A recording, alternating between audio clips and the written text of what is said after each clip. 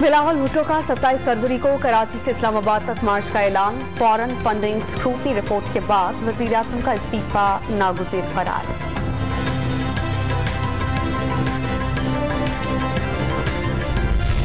जुर्म साबित हो गया, वजीर आजम इमरान खान इस्तीफा दें और घर जाएं।